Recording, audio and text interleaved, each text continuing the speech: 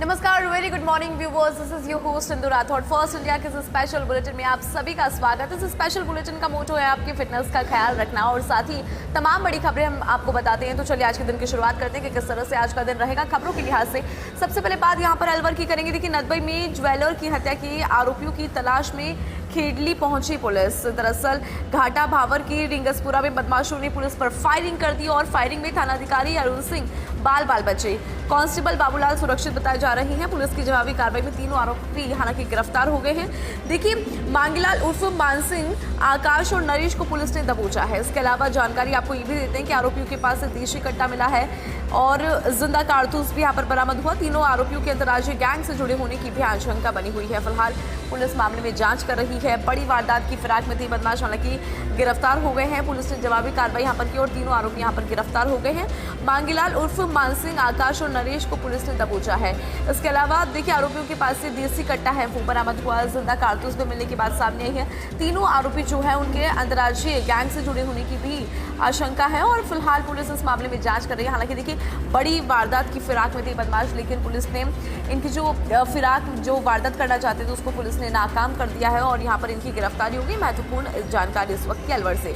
अब आगे बढ़ेंगे। आज 12वीं बोर्ड का परिणाम जारी होगा, ये इस वक्त की बड़ी खबर है। आज 12वीं बोर्ड का परिणाम जारी किया जाएगा। माध्यमिक शिक्षा बोर्ड जारी करेगा ये परिणाम और कला विज्ञान में वाणिज्य विषय का परिणाम आ जाएगा। उदयपुर जिला कलेक्टर कार्यालय से रिजल्ट जारी होगा। शिक्षा मंत्री मदन दिलावर ऑनलाइन माध्यम से परिणाम जारी करेंगे। तो आज 12th की अगर बात करें, 12th बोर्ड की अगर बात की जाए तो उसका रिजल्ट सामने आएगा। परिणाम जो है वो जारी होगा। माध्यमिक शिक्षा बोर्ड जारी करेगा ये रिजल्ट। देखिए, कला विज्ञान और वाणिज्य विषय का परिणाम आएगा। उदयपुर जिला कलेक्टर कार्यालय से रिजल्ट जारी होगा, ये इस वक्त की बड़ी खबर है। शिक्षा मंत्री मदन दिलावर ऑनलाइन माध्यम से परिणाम जारी करेंगे। तो आज शिक्षा मंत्री जो है मदन दिलावर वो ऑनलाइन माध्यम से परिणाम जारी करेंगे, ये इस वक्त की बड़ी खबर है। आज 12th बोर्ड की बात करें तो उनका रिजल्ट सामने आएगा। कला विज्ञान और वाणिज्य विषय का आज परिणाम आएगा। अगर हम बात यहाँ पे आर्ट्स ह्यूमैनिटीज़ की करें, इसके अलावा अगर हम साइंस सब्जेक्ट की बात करें और साइंस के अलावा देखिए कॉमर्स की बात की जाए तो उसका रिजल्ट आज सामने आएगा। 12th की हम यहाँ पे बात करें, आज 12वीं बोर्ड का परिणाम जारी किया जाएगा। शिक्षा मंत्री मदन दिलावर ऑनलाइन माध्यम से इस रिजल्ट को जारी करेंगे। तो आज जो है इंतज़ार बच्चों का खत्म होने जा रहा है। जिन्होंने 12th के एग्जाम्स दिए हैं उनका रिजल्ट आज सामने आएगा और शिक्षा मंत्री मदन दिलावर ऑनलाइन माध्यम से इस रिजल्ट को यहाँ पर जारी करेंगे। आगे बढ़ेंगे, आप बात करते हैं ग्रीष्म अवकाश पर रेलवे की राहत। देखिए, Bandra terminus Bhiwani special train का संचालन बढ़ा। अब 18 ट्रिप तक किया गया है ट्रेन का विस्तार। 1 अप्रैल से 29 जुलाई तक चलेगी स्पेशल ट्रेन। भिवानी से 2 अप्रैल से 30 जुलाई तक संचालन। ट्रेन संख्या 09005 और 09006 का स्केड्यूल यहाँ पर जारी हुआ है। साथ ही कई स्टेशन पर ट्रेन का संचालन समय भी बदला गया है। जो संचालन का समय है उसमें भी चेंजेस यहाँ पर कुछ किए गए हैं। वडोदरा, रतलाम, चित्तौड़गढ़, अजमेर, जयपुर समेत कई स्टेशन है जहाँ पर संचालन के समय में बदलाव किया, यानी कि टाइमिंग जो है वो चेंज की गई है। तो रेलवे की राहत ग्रीष्म अवकाश पर Bandra terminus Bhiwani special train का संचालन यहाँ पर बढ़ा है और अब 18 ट्रिप तक किया गया है ट्रेन का विस्तार। 1 अप्रैल से 29 जुलाई तक स्पेशल ट्रेन चलेगी और देखिए, भिवानी से 2 अप्रैल से 30 जुलाई तक जो है संचालन होगा। कई स्टेशन है जहां पर ट्रेन का संचालन समय भी बदला गया है। जो उसका पूरा स्केड्यूल होता है, टाइमिंग होता है, उसको भी यहाँ पे चेंज किया गया है। इसमें वडोदरा, रतलाम, चित्तौड़गढ़, इसके अलावा अजमेर, जयपुर समेत कई स्टेशन है जहाँ पर संचालन के समय में बदलाव किया गया। चलिए आगे बढ़ते हैं। गर्मियों की छुट्टियों में यात्रियों को राहत। 51 जोड़ी ट्रेनों में 130 डिब्बे बढ़े।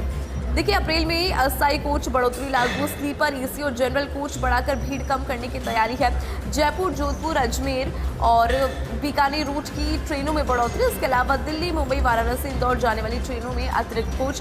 देखिए, जनशताब्दी और डबल डेकर ट्रेन में भी बढ़े हैं एसी चेयर कार और उत्तर पश्चिम रेलवे के फैसले से यात्रियों को यहाँ पर बड़ी राहत मिलेगी। ये इस वक्त की बड़ी खबर है। इससे राहत जो है वो यात्रियों को मिलेगी। इसका मोटिव यही है कि यात्रियों को ज़्यादा से ज़्यादा राहत मिल पाए। अप्रैल महीने में चरणबद्ध तरीके से लागू होगा फैसला, ये इस वक्त की महत्वपूर्ण जानकारी है। तो यहाँ पर 51 जोड़ी ट्रेनों में 130 डिब्बे जो हैं वो बढ़े हैं। अप्रैल में अस्थायी कोच बढ़ोतरी लागू, स्लीपर एसी जनरल कोच की अगर बात करें तो उसको बढ़ाकर भीड़ कम करने की जो तैयारी है वो यहाँ पर है। इसके अलावा जो यात्री है उनको राहत देने की तैयारी यहाँ पर कर ली गई है।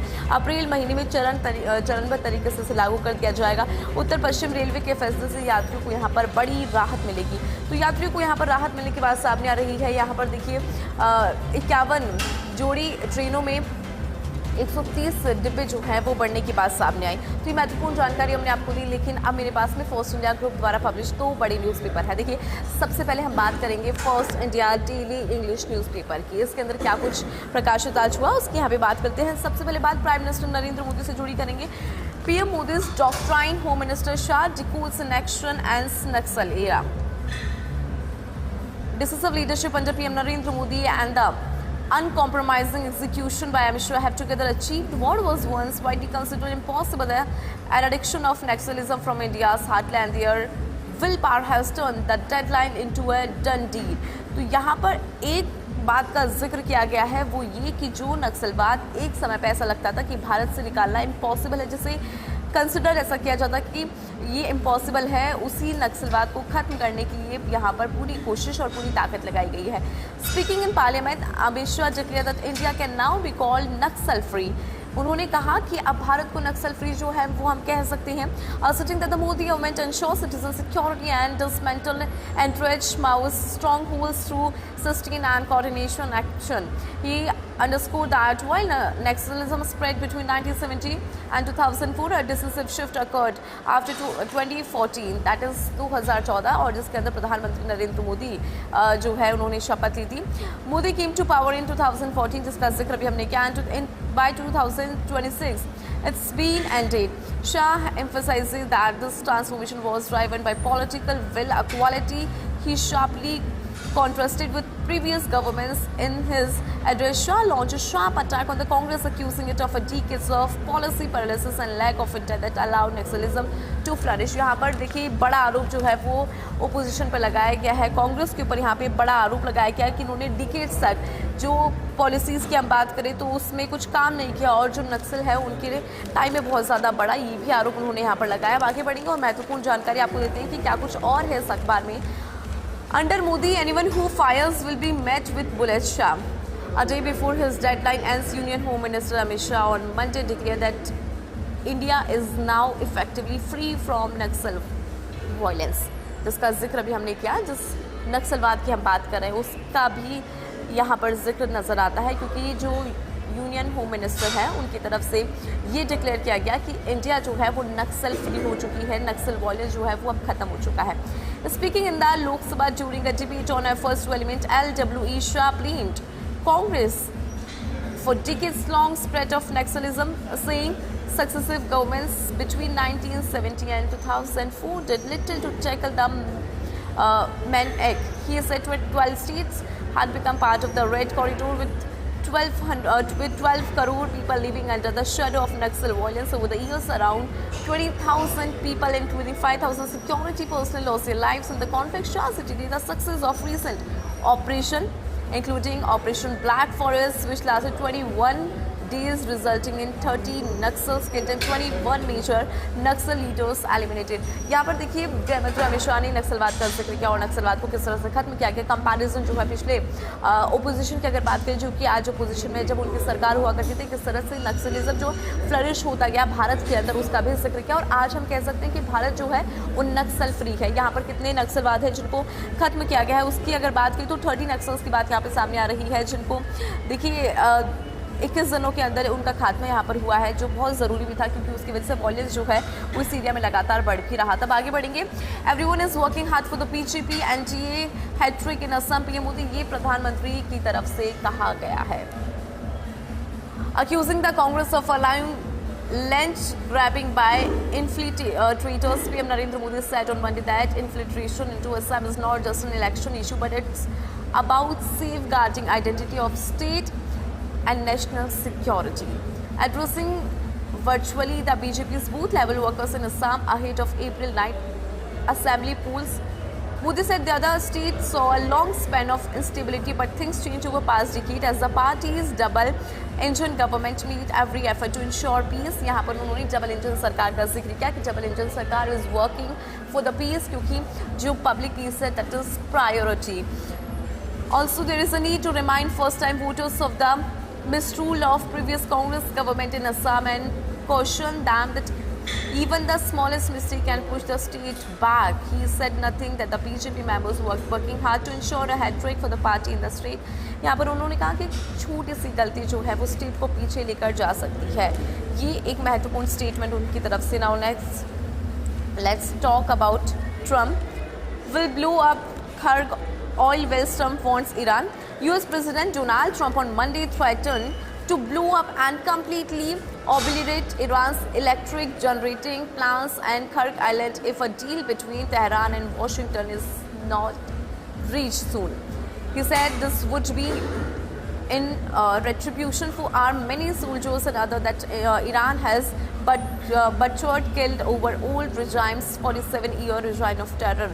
US Secretary Marco Rubio warned Tehran of severe consequences if it blocks Strait of Hormuz. यहाँ पे देखिए एक जो consequences हैं इसके consequences का जिक्र यहाँ पर किया और वार्निंग जो है वो यहाँ पर दी गई है. तेहरान को वार्निंग दी गई है सीवियर consequences की बात की है अगर वो Strait of Hormuz को ब्लॉक रखता है. तो ये महत्वपूर्ण जानकारी हमने आपको the first India daily English newspaper की. अब देखिए बात यहाँ पर फर्स्ट इंडिया ग्रुप द्वारा प्रकाशित एक और अखबार की करते हैं. सच बेधड़क दैनिक हिंदी अखबार मेरे पास में है. इसकी तमाम बड़ी खबरें हम आपको बताते हैं कि इसमें क्या कुछ आज छपा है और क्या कुछ जानना आपके लिए बहुत ज़्यादा ज़रूरी है. आंगनबाड़ी कर्मियों को सौगातें. मानदेय में 10% बढ़ोतरी. मुख्यमंत्री विजयलाल शर्मा ने राज्य की 1.22 लाख आंगनबाड़ी कार्यकर्ताओं और सहायिकाओं को बड़ी राहत देते हुए 2 यूनिफॉर्म के लिए 1,000 रुपये की राशि डीबीटी के जरिए उनके बैंक खातों में ट्रांसफर की. मुख्यमंत्री निवास पर आयोजित कार्यक्रम में राशि सीधी लाभार्थियों तक पहुंचाई गई. एक बड़ी राहत जो है वो इन्हें दी गई है जो लाभार्थी हैं उनके खातों में यहाँ पर पहुंची है. और देखिए मुख्यमंत्री निवास पर आयोजित उस कार्यक्रम में राशि सीधे लाभार्थियों तक पहुंचा है. इस दौरान मुख्यमंत्री ने प्रधानमंत्री मातृ वंदना योजना, लाडो प्रोत्साहन योजना और कालीबाई भील योजना के लाभार्थियों को भी चेक जो है वो वितरित किए हैं. यानी कि चेक यहाँ पर वितरित किए गए. मुख्यमंत्री ने बड़ी घोषणा करते हुए बताया कि आंगनबाड़ी कार्यकर्ता, सहायिका, मिड डे मील को कम हेल्पर सहित सभी मानदेय कर्मियों के मानदेय में 10% की बढ़ोतरी की गई है. तो इनका मानदेय जो है वो यहाँ पर बढ़ाया गया, उनको लाभ यहाँ पर दिया गया है. और देखिए अगर इसकी बात करें तो इसके अंदर जो मानदेय है उसमें 10% की बढ़ोतरी की गई है जो 1 अप्रैल 2026 से लागू होगा. उन्होंने कहा कि पिछले 2 वर्षों में आंगनबाड़ी व्यवस्था को सुदृढ़ करने के लिए कई महत्वपूर्ण कदम उठाए गए हैं. उन्होंने कहा कि आंगनबाड़ी कार्यकर्ता नौनिहालों के भविष्य की मजबूत नींव रखकर राष्ट्र निर्माण में महत्वपूर्ण योगदान दे रही है. तो इसका जिक्र उन्होंने यहाँ पे किया है. चलिए आगे बढ़ेंगे, आपको महत्वपूर्ण जानकारी देते हैं कि और क्या कुछ इस अखबार के अंदर देखने को मिल रहा है.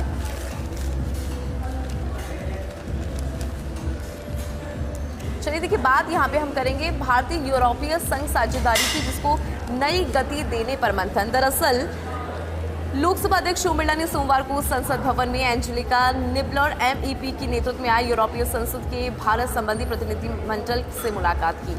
बिरला ने हर्ष व्यक्त किया और यूरोपीय संघ के संसदीय प्रतिनिधिमंडल के साथ यूरोपीय संघ के लिए संसदीय मैत्री समूह की पहली बैठक सफलतापूर्वक संपन्न हुई. इस मुलाकात के दौरान भारत यूरोपीय संघ की रणनीतिक साझेदारी को और मजबूत करने और साझा मूल्यों के महत्व पर चर्चा की गई. ये महत्वपूर्ण जानकारी है. भारत यूरोपीय संघ साझेदारी को नई गति देने पर यहाँ पर मंथन हुआ. दोनों पक्षों में सहमति बनी कि संसदीय आदान प्रदान सहयोग का एक महत्वपूर्ण स्तंभ है जो आपसी ज्ञानवर्धन और लोकतांत्रिक संस्थानों के सुदृढ़ीकरण में सहायक है. चलिए आगे बढ़ते हैं, महत्वपूर्ण जानकारी आपको देते हैं. एग्रीटेक मीट से बढ़ेगी किसानों की आय, ये मुख्यमंत्री विजयलाल शर्मा की तरफ से कहा गया. सीएम विजयलाल शर्मा ने कहा कि किसानों की खुशहाली प्रदेश की समृद्धि का मूल आधार है. नई तकनीक और परंपरागत तरीकों की जानकारी देकर फसल उत्पादन बढ़ाने के साथ किसानों की आय में वृद्धि की जा सकती है. उन्होंने कहा कि प्रदेश को कृषि निर्यात के क्षेत्र में अग्रणी बनाने की दिशा में आगामी ग्लोबल राजस्थान एग्रीटेक मीट 2026 आयोजन एक महत्वपूर्ण कदम होगा. मुख्यमंत्री ने सोमवार को मुख्यमंत्री कार्यालय में ग्लोबल राजस्थान एग्रीटेक मीट 2026 को लेकर एक बैठक ली है. इसको लेकर यहाँ पर बैठक जो है बोली गई है कि किस तरह से इसका आयोजन यहाँ पर किया जाएगा, तैयारी किस तरह से करनी होगी. पूरा जो कार्यक्रम होगा, जो पूरा आयोजन होगा उसको लेकर यहाँ पर बैठक हुई. उन्होंने अधिकारियों को निर्देश दिए कि मई के द्वितीय पखवाड़े में होने वाले इस आयोजन की सभी तैयारियां समयबद्ध और प्रभावी ढंग से पूरी की जाए। उन्होंने देश विदेश के अधिकारी, कृषि विशेषज्ञ, वैज्ञानिक और तकनीकी जानकारों को इससे जोड़ा ताकि किसान अधिक लाभ यहाँ पर ले सके। तो यहाँ पर देखिए उनको लाभ मिले, इसका उद्देश्य यही है। चलिए आगे बढ़ेंगे। मार्च क्लोजिंग के समय राजस्व अर्जन से जुड़े 2 प्रमुख अधिकारी चुनाव ड्यूटी पर। राज्य के प्रशासनिक इतिहास में ये असाधारण स्थिति संभवतः पहली बार ही सामने है जब वित्तीय प्रबंधन के लिए सर्वाधिक महत्वपूर्ण मार्च एंडिंग के समय फाइनेंस डिपार्टमेंट के 2 सर्वाधिक महत्वपूर्ण अधिकारी मौजूद नहीं है। देखिए, वाणिज्यिक कर आयुक्त CCT आनंदी और आबकारी आयुक्त नकादी शिवप्रसाद मदन दोनों ही इलेक्शन ड्यूटी पर चले गए हैं। सर्वविदित है कि राज्य की खजाने के लिए दोनों ही विभाग सर्वाधिक राजस्व अर्जित करने वाले विभाग हैं। मार्च के पूरे महीने और खासकर अंतिम सप्ताह में टारगेट पूरे करने के लिए युद्ध स्तर पर समूचा विभाग काम करता है और जानकारों के अनुसार वैसे भी पूर्व में चुनाव आयोग ने वित्तीय विभाग के अफसरों की कभी चुनाव में ड्यूटी नहीं लगाई थी। तो मार्च क्लोजिंग का समय, लेकिन राजस्व अर्जन से जुड़े 2 प्रमुख अधिकारी चुनाव ड्यूटी पर एक बहुत अलग चीज़ जो है वो यहाँ पर सामने आया। तो देखिए, यहाँ पे हमने आपको तमाम बड़ी खबरें बताई। खबरों के लिहाज से आज का दिन कैसा रहेगा वो हमने आपको बताया। देश दुनिया की तमाम बड़ी खबरों का जिक्र किया, प्रदेश की तमाम बड़ी खबरों का जिक्र हमने आपको किया। किस तरह से जो है गृह मंत्री अमित शाह का स्टेटमेंट सामने आया उसका भी हमने जिक्र किया। लोकसभा में उन्होंने क्या कुछ कहा, नक्सलवाद का जिक्र यहाँ पर उन्होंने किया, उसको लेकर भी हमने जानकारी आपको दी। लेकिन यहाँ पर बात करना इट्स वेरी इंपॉर्टेंट कि आपकी फिटनेस की बात हो, बहुत ज़्यादा ज़रूरी भी हो जाता है अपने आप को फिट यहाँ पे रखना। कुछ क्रूशियल टिप्स लेकर हम हाजिर होंगे, लेकिन बात हम आपकी फिटनेस की करेंगे कि हम अपने आप को फिट कैसे रख सकते हैं। हेल्दी बॉडी की डेफिनेशन क्या होती है। ऑल्दो भगवान ने सभी का बॉडी टाइप अलग अलग बना के भेजा है, लेकिन हम अपनी बॉडी का ख्याल रख सकते हैं अच्छे से वर्कआउट करके और डाइट लेके। मेरे साथ में है ट्रेनर नरेंद्र कुमार, इनसे हम जानकारी यहाँ पर लेंगे कि किस तरह से हम अपनी फिटनेस पे ध्यान रख सकते हैं। नरेंद्र जी, मैं अगर फिटनेस की बात करूँ तो हर कोई अलग अलग डेफिनेशन फिटनेस की देता है, वो ठीक भी है, लेकिन आपकी नज़र में अगर इसे समझें, आपकी नज़र में क्या है फिटनेस। और दूसरी बात, अगर हम डाइट की बात करें, क्योंकि डाइट आपकी प्रॉपर होनी चाहिए। ऐसा बोला जाता है कि 60-70% जो काम है आपकी डाइट ही कर देती है और फिर बाकी का जो आपका वर्कआउट होता है। चलो देखिए, 70% जो काम होता है वो अपने डाइट का ही होता है। बाकी होता है कि रेस्ट लेना या वर्कआउट करना या सेकेंडरी चीज़ होती है। अपना प्रॉपर रेस्ट होना चाहिए, ठीक है। आपकी जो स्लीपिंग जो टाइम है वो आपका अच्छा होना चाहिए, ठीक है। जो रात की जो स्लीप होती है वो होनी चाहिए आपकी 7 to 8 आवर्स प्रॉपर।